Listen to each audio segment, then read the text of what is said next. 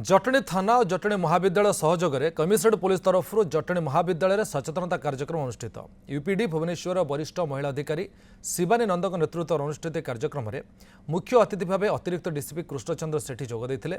इस सचेतनता कार्यक्रम में छात्र छात्री वरिष्ठ नागरिक और महिला मानू सुरक्षा सचेतनता अभियान बार्ता प्रदान कर सचेतनता रथ माध्यम निशा निवारण साइबर अपराधी निशा निवारण संपर्क आलोचना होती।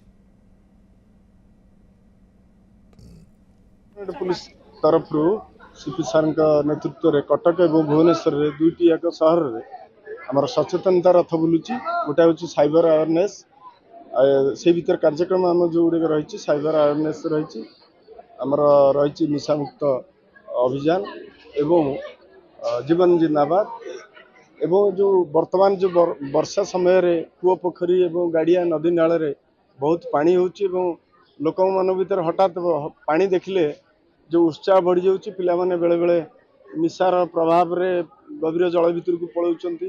सीनियर सिटीजन माने जानी पार ना काउड़िया माने मध्य रहउछन जो माने समानकर जो गतिविधि रहउची तापरे से भली कार्यक्रम को सचेतन करिया पे हमर ई सचेतन कार्यक्रम शुभारंभ करा जायछि। वर्तमान समय रे जेमती ओडिसा रे फ्लड सिचुएशन चली केमिति आम गभीर जल को न जाई निजे सुरक्षित रही परिबा सेति प्रति आमे माने आज जटणी कॉलेज रे सचेतनता कार्यक्रम रखिथिलु एवं आमर सचेतन रथ जटणी कॉलेज को आसीथिला एवं मु कहिया चाहे जे प्रथमे आमे सचेतन रहिबा एवं आमर समाज को सचेतन रखिबा।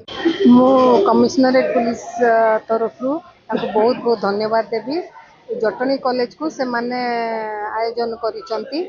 जटणी थाना तरफ आईआईसी स्टालिन सर सी भी बहुत आमको 3 दिन है आसिक आमको सहयोग करिसंती। यही कार्यक्रमटा आमर निहाती दरकार होतला आम कॉलेज पिलांकु महिला मानू आ बुद्धिजीवी मानू माने वरिष्ठ नागरिक मानू से सचेतन करिया